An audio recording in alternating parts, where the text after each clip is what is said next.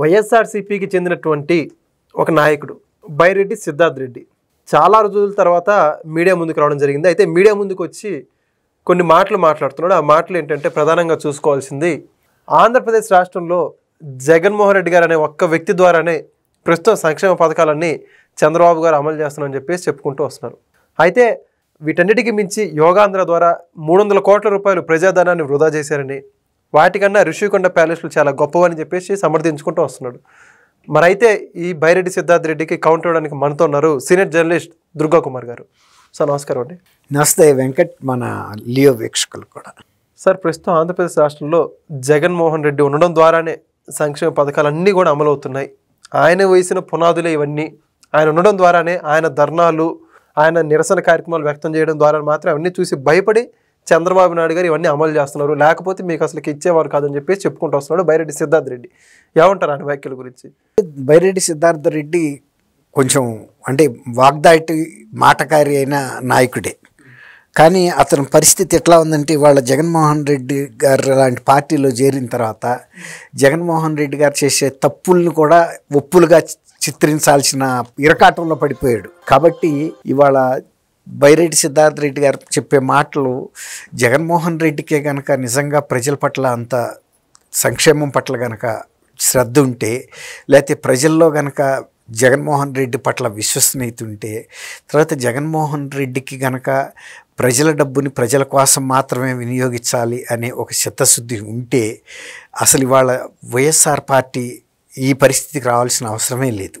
ఎందుకంటే 151 సీట్లు గెలిచిన ఆ పార్టీ ఏమాత్రం ప్రజలకు వ్యతిరేకంగా పనిచేయకుండా తటస్థంగా పనిచేసినా కూడా ఆ సీట్లు అయితే ఆ పార్టీకి వచ్చేసాయి. కానీ ఆ పార్టీ ఆ విధానంలో పనిచేయాల, ప్రజల్నే లక్ష్యంగా పెట్టుకుని ఎవరైతే ఎన్నుకున్నారో వాళ్ళనే హింసించటం, వాళ్ళ మీదే దాష్టికాలు చేయటం, దౌర్జన్యాలు చేయటం, పోలీసుల్ని గొడ్డల్లోడ తీసి కొడతామనే పరిస్థితి ఇప్పుడు చెప్తున్నారు చూసారా.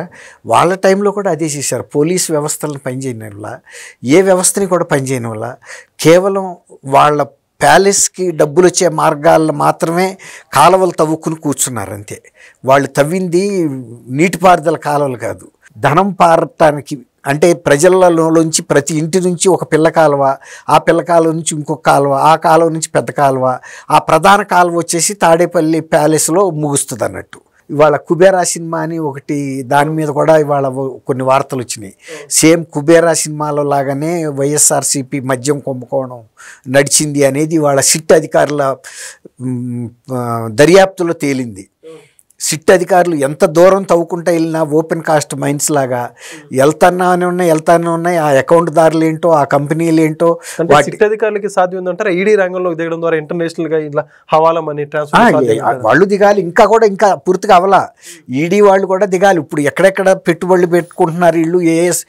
3 ఆఫ్రికన్ దేశాలు అయితే చెప్పారు, వెళ్ళాము అక్కడ మేము ఒప్పందాలు కుదుర్చుకున్నాము, స్థలాలు ఎంపిక అయింది, ఒక స్టీల్ ఫ్యాక్టరీ, అనేక ఫుడ్ ప్రాసెసింగ్ పరిశ్రమలు పెట్టడానికని, అవన్నీ విత్ ప్రూఫ్లతో వచ్చినాయి. వీళ్ళు ఇంకోటి ఏంటంటే, అసలు నాయకులు చెప్పకపోయినా ఎవరైతే ఇందులో ఇన్వాల్వ్ అయిన పవన్ వీళ్ళందరూ ఉన్నారు కదా, వాళ్ళు మొత్తం చెబుతున్నారు ఎక్కడ మేము అపార్ట్మెంట్ అద్దెకి తీసుకున్నాము, అందులో డబ్బులు నిలవ పెట్టడం, వాటిని మొన్న ఎన్నికల్లో భారీగా విరాళంగా ధారాళంగా ఖర్చు పెట్టడం.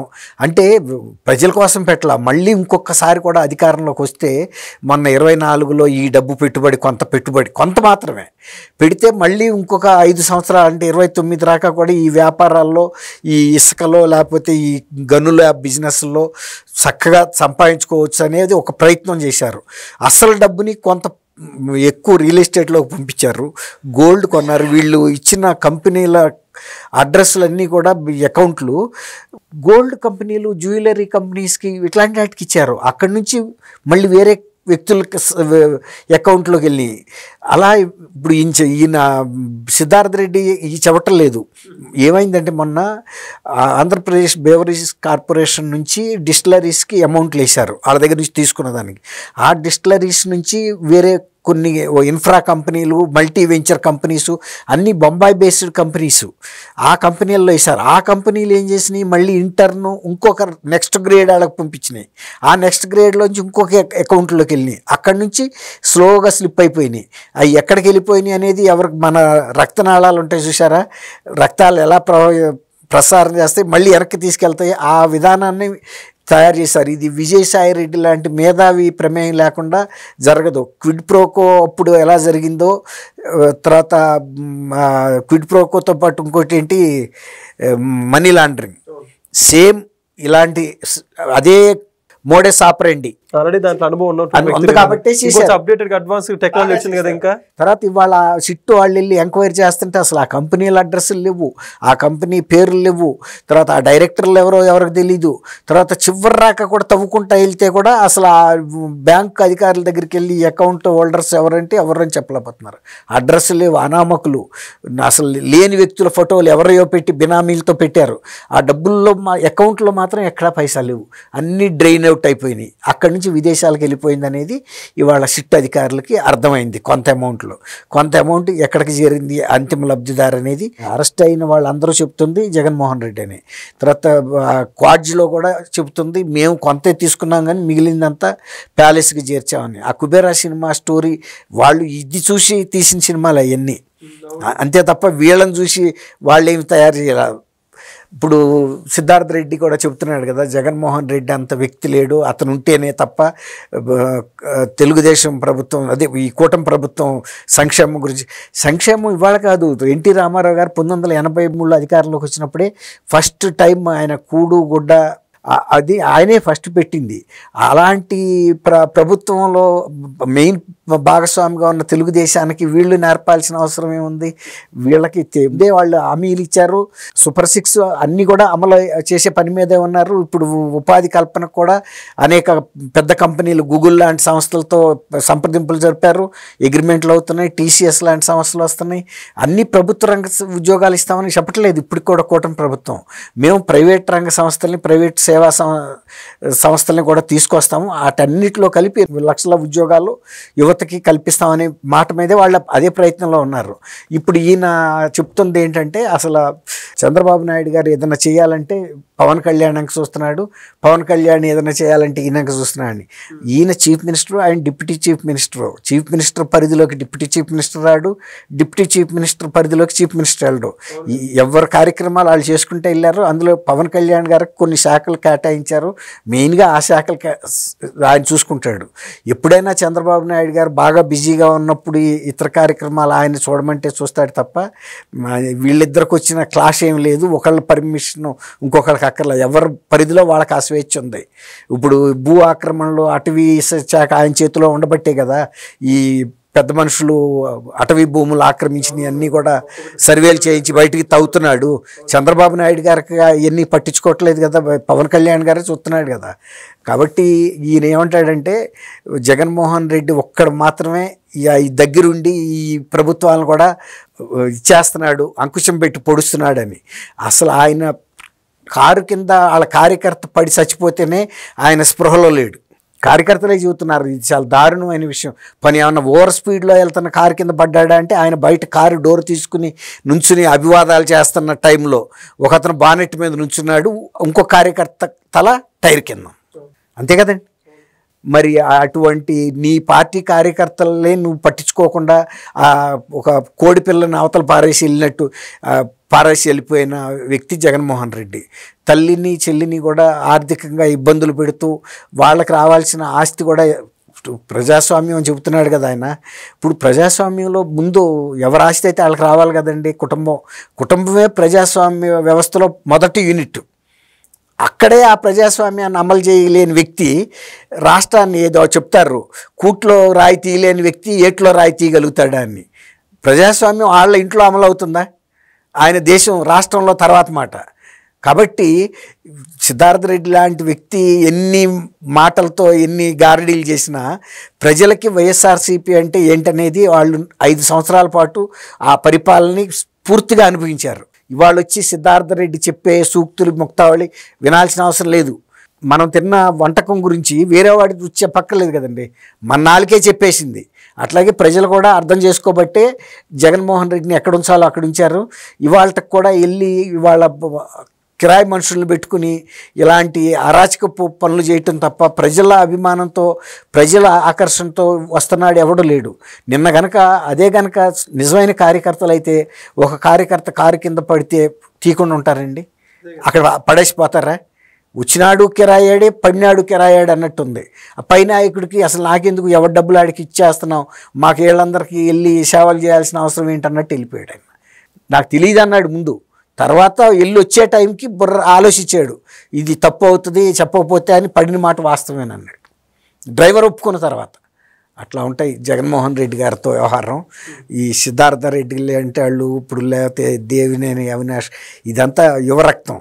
వీళ్ళ ఆశయాలు బాగానే ఉన్నాయి, కానీ జగన్మోహన్ రెడ్డి గారు అటువంటి ఉద్దేశంలో లేడు. కాకపోతే నేను ఇతన్ని తప్పు పట్టట్లేదు, యువకులు వీళ్ళంతా ఆవేశంలో ఉన్నారు. కానీ ఆయన పార్టీ పెట్టిన పర్పస్సే వేరు. ఆయన డబ్బు సంపాదించడానికి పెట్టాడు, కానీ వీళ్ళు చెప్తున్న పనులు చేయటానికి కాదు. అదే ఆయన పూర్తిగా సక్సెస్ అయ్యాడు. ఏ ఏ శాఖల ద్వారా ఏ ఏ కుంభకోణాల ద్వారా ఎంత సంపాదించాలో అంతా సంపాదించేసాడు. మళ్ళీ అవకాశం కోసం ఇలాంటి అరాచకమైనటువంటి ప్రయత్నాలు చేస్తున్నాడు, కానీ ప్రజలు అంత తొందరగా మళ్ళీ నమ్ముతారని అయితే నేను అనుకోను. సరే, ఇక్కడ సిద్ధార్థ్ రెడ్డి ఇంకోటి మాట్లాడుతూ యోగాంధ్ర పేరిట 300 కోట్ల రూపాయల ప్రజాధనాన్ని వృధం చేశారు. తీరా అక్కడ చూస్తే మ్యాట్లు లేవు, యోగా చేయడానికి జనాలు కూడా రాలేదు, పూర్తిగా అట్టర్ ఫ్లాప్ అయిపోయిందని చెప్పేసి మాట్లాడుకుంటూ వస్తూ అందులోనే మాట్లాడుతూ ఏంటంటే ఏదైతే జగన్మోహన్ రెడ్డి గారు గత ప్రభుత్వంలో రిషికొండని మొత్తం కూల్ చేసి అక్కడ కట్టించినటువంటి నిర్మాణాలకు సంబంధించి ప్రస్తావిస్తూ అద్భుతంగా కట్టించారు, అలాంటి కట్టడాలు ఉంటే అలాగ ధనం వృధా కాకుండా పోయేది కదని చెప్పేసి వాటిని సమర్థించుకుంటూ వస్తున్నాడు. నిజంగా యోగా దాని అట్టర్ ఫ్లాప్ అయిందంటారా? యోగా అట్టర్ ఫ్లాప్ సంగతి తర్వాత మాట వెంకట్ గారు. అసలు ఋషికొండ తలను పగలగొట్టడమే ఉత్తరాంధ్ర ప్రజల ఆత్మగౌరవాన్ని దెబ్బకొట్టేటట్టు. ఒక మనిషి తల తీస్తే ఎంత బాధాకరమైన అంశమో ఋషికొండను పగలగొట్టడం కూడా అది ప్రకృతి ఇచ్చిన వరప్రసాదం, ప్రకృతి ఇచ్చిన కిరీటం ఉత్తరాంధ్రకి. అసలు దాని మీద చేయి పెట్టకూడదండి. తలమానికం దాన్ని కొట్టేశారు. సరే కొట్టారు, కొట్టిన తర్వాత ఏం చేయాలో తెలియక దాని మీద కట్టిన ఆ ప్యాలెస్లు, ఎందుకంటే దేనికన్నా మొన్న ప్రైమ్ మినిస్టర్ కూడా వచ్చాడు, ఆ ప్యాలెస్లో విడిచేశాడా? Prime minister president of India వస్తే పనికొస్తాను కదా వాళ్ళు కట్టారు. మరి మన ప్రైమ్ మినిస్టర్ వచ్చాడు, ప్రైమ్ మినిస్టర్ వైజాగ్ వచ్చేది ప్రెసిడెంట్ ఆఫ్ ఇండియాలో బహు అరుదు. మొన్న యోగాంధ్ర అని ఒక పెద్ద కార్యక్రమం, ప్రతిష్టాత్మకమైన కార్యక్రమం పెట్టబట్టి ఆయన వచ్చాడు. వచ్చినా కూడా ఆయన అక్కడ దిగలేదు కదా. అంటే ఎప్పుడూ పనికిరాని అంశానికి 550 కోట్లు తర్వాత ప్రకృతి ఇచ్చినటువంటి ఋషికొండను పగలగొట్టి ఇవాళకి ఒక అతిథి దాంట్లో దిగాడా, లేకపోతే రాష్ట్ర ప్రభుత్వానికి ఒక పైసా ఆదాయం వచ్చిందా, ప్రతి నెల ఎంత రికరింగ్ ఎక్స్పెండిచర్ అవుతుంది, అది సిద్ధార్థ రెడ్డి చెప్పాలి. అది చెప్పకుండా యోగాంధ్ర 300 కోట్లు అన్నాడు. ఫస్ట్ దానికి 30 కోట్లు రిలీజ్ చేశారండి. 30.00 crores అది. వీళ్ళు ఏమనుకుంటున్నారంటే అది 300 కోట్లు అనుకున్నారు. 30 crores అంటే 3.300 + 00 lakhs వాళ్ళు ఇచ్చిన జీవోలో 300 lakhs అంటే 30 crores రిలీజ్ చేశారు. దాన్ని 300 crores అనే ఒక ప్రచారంలో పెట్టారు. దానికి అంత అవ్వలేదు, మహా అయితే 70 crores అయి ఉంటుంది. అది కూడా ఒక సందేశం ఇవ్వటం కోసం ఆరోగ్యానికి సంబంధించి. ఇవాళ రేపు మొన్న కరోనా వచ్చిన తర్వాత అసలు అకాల మరణాలు ఎక్కువ జరుగుతున్నాయి, యూత్ కూడా చనిపోతున్నారు. సరైన యోగా ధ్యానం ఇలాంటివి చేస్తే తర్వాత కొంతమంది సైకోలుగా మారుతున్నారు. డబ్బుల మీద పిచ్చితో, డబ్బుల మీద యావతో ఏది చేయొచ్చో ఏది చేయకూడదో అని కూడా తెలియట్లేదు. తల్లికి ఏం చేయాలో చెల్లికి ఏం చేయాలో కూడా తెలియనంతటి డబ్బు యావతో కోర్టులకు ఎక్కుతున్నారు. దోసుకు తిన్నదే ఎంత దోసుకున్నా సాల్టర్లేదు, 1000 కోట్లు. ఈ సైకోలు అవ్వకుండా ఉండాలంటే కూడా ధ్యానం చేయాలి. మొన్న మోడీ గారు మాట్లాడుతున్నప్పుడు ఆయన ముఖంలో మరి వీళ్ళందరికన్నా ఎక్కువ నిధులు ఆయన చేతుల మీద వెళ్తాయి. ఆయనకి ఎంత ఉండాలి డబ్బులు తినాలని. ఆయన మామూలు కుటుంబం నుంచి వచ్చిన ఆయనకి అది లేదు. ప్రజలకు అందించాలనే తాపత్రయం ఏముందో అది ఆ ముఖంలో ఆ తేజస్ కనపడింది. యోగాని ప్రజల్లోకి తీసుకెళ్ళడానికి వాళ్ళ ఢిల్లీ సెంట్రల్ క్యాబినెట్లో కూడా యోగాంధ్ర నిర్వహించిన తీరుని ఆయన మెచ్చుకున్నాడు. ఇవాళ ఈ సిద్ధార్థ్ రెడ్డి లాంటి బచ్చాగాళ్ళు దాన్ని విమర్శిస్తున్నారు. ఆయన ఇంకోటి చెప్పాడు, నేను ఆంధ్రప్రదేశ్ నుంచి దాన్ని నివేదిక తెప్పిస్తున్నాను, వాళ్ళు ఎలా నిర్వహించారో ఆ నివేదిక వచ్చిన తర్వాత నేను అన్ని రాష్ట్రాలకి, జవహర్లాల్ నెహ్రూ టైంలో కూడా ఇది ఉండేది, ఆయన మనసులోకి వచ్చిన ప్రతి అంశాన్ని, ఏదన్నా రాష్ట్రంలో బాగా జరిగిన ఒక పథకాన్ని ఆయన ఇతర ముఖ్యమంత్రులకి లెటర్స్ రాస్తూ ఉండేవాడు, letters to the chief ministers అని. తర్వాత ఒక పెద్ద పుస్తకం కూడా పబ్లిష్ అయింది. ఆయన అతి చిన్న అంశాలను కూడా స్పృశించేవాడు. అంతే, అప్పుడు లెటర్స్ రాయటమే, ఇవాళ అంత టెక్నాలజీ కమ్యూనికేషన్ లేదు. అన్ని ముఖ్యమంత్రులకి వెళ్ళి ప్రతి అంశం మీద వాళ్ళ నుంచి ఫీడ్బ్యాక్ తీసుకున్నాడు. వాళ్ళు అదే చెబుతున్నాడు ఈయన కూడా. ఆ నివేదిక వచ్చిన తర్వాత నేను మళ్ళీ అన్ని రాష్ట్రాల ముఖ్యమంత్రులకి లేఖలు రాస్తాను, ఇది అన్ని రాష్ట్రాల్లో అమలు చేయాలి, ప్రజల ఆరోగ్యం పట్ల అప్రమత్తం చేయాలి, యోగా లాంటి మన సంస్కృతిని, మన వైద్య విధానాన్ని, తర్వాత ఆరోగ్య రహస్యాలని కాపాడుకోవాలి, పాటించాలని కూడా ఆయన వాళ్ళ క్యాబినెట్లో అద్భుతంగా ప్రశంసించాడు. అసలు ఈ ఆంధ్రప్రదేశ్ ప్రభుత్వాన్ని నేను అభినందిస్తున్నానని చెప్పాడు. అట్లాంటి దానికి పెట్టే ఖర్చుని అయినా అది మళ్ళీ కేంద్రం కూడా జమ చేసిందని కూడా చెప్తున్నారు, రీఎంబర్స్ చేసేసిందని ఆంధ్రప్రదేశ్కి. ఎందుకంటే ఆయనే ఆ పిలిపించాడు కాబట్టి జాతీయ స్థాయిలో జరగాల్సిన అంతర్జాతీయ యోగా దినోత్సవ సందర్భంగా యోగాంధ్ర అని అది ఆంధ్రప్రదేశ్లో జరగటం అనేది ఆంధ్రప్రదేశ్ ఖ్యాతిని జాతీయ స్థాయిలో తీసుకెళ్ళాలి. గతంలో కొంత అప్రదిష్ట పాలైంది. 2019 నుంచి 24 వరకు సరైన ప్రభుత్వం లేక, సరైన నాయకత్వం లేక, మార్గదర్శనం ఇవ్వగలిగిన వ్యక్తి లేక, ఈ అవినీతి కుంభకోణాల్లో మునిగిపోయి, మద్యం అనే ఒక జాతీయ స్థాయి కుంభకోణం, తర్వాత ఇతర దేశాల కంపెనీలు, అంతర్జాతీయ స్థాయి కంపెనీలు పెట్టుబడులు పెడతానికి సందేహిస్తున్నాయి, ఇక్కడ వేధించుకు తింటున్నారు డబ్బు కోసమని. అట్లాంటి అపప్రద పోవాలని ఆయన ఆ కార్యక్రమం పెట్టించాడు తప్ప ఇది రాష్ట్ర ప్రభుత్వం చేసిన కుంభకోణం ఏమీ లేదు.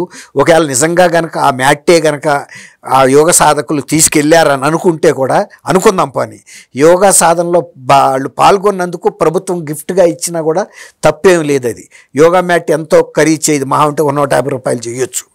కానీ వాళ్ళు వచ్చి అంత యోగా చేసిన వాళ్ళకి ఆ మ్యాట్ ఇచ్చినందువల్ల వచ్చే తప్పు లేదు. అది కొన్ని సంవత్సరాల పాటు వాళ్ళు ఉపయోగించుకుంటారు. వాళ్ళు మన ప్రజలే, వాళ్ళు ఏమి పాకిస్తాన్ నుంచి రాలేదు, చైనా నుంచి రాలా. చెప్తున్నా, చాలామంది తీసుకెళ్ళి ఉంటారు, ఎవరైనా తీసుకెళ్ళి ఉండొచ్చు.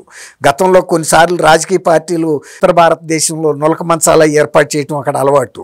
ఆ మీటింగ్లు అయిన తర్వాత ఆ మంచాలు తీసుకెళ్ళిపోయిన చరిత్రలు కూడా ఉన్నాయి. ఇది మ్యాటే కాబట్టి ఆయన గమనించాలి. సిద్ధార్థ రెడ్డి కొంచెం ఇంకా విశాల దృక్పథంతో ఆలోచించాలి. వైఎస్ఆర్సీపీ పార్టీ నాయకుడిగా ఉన్నా కాబట్టి జగన్మోహన్ రెడ్డి చేసిన తప్పులన్నీ నేను మోసేస్తానంటే ఆయన విశ్వసనీయత దెబ్బతింటుంది. ఇంక భవిష్యత్తు ఉంది, అతనికి వయసు ఉంది. ఇప్పుడు జగన్మోహన్ రెడ్డి అంటే డబ్బుగా సంపాదించుకున్నాడు, అవతల పడ్డాడు. కానీ ఇతను ప్రజా జీవితంలో కొనసాగాలి కాబట్టి కొద్దిగా బాధ్యతగా మాట్లాడితే చిరకాలం రాజకీయాల్లో ఏ పార్టీ అయినా ఉండగలుగుతాడు. రేపు వైఎస్ఆర్సీపీ అంతర్ధానం అయిపోయినా సిద్ధార్థ రెడ్డి ఉంటాడు. అతను ఇంకొక పార్టీలో చేరైనా తన రాజకీయ భవిష్యత్తును కొనసాగించుకోవచ్చు. థ్యాంక్ యూ వెంకట్, మన వీక్షకులు. Please subscribe to Leo news for more videos.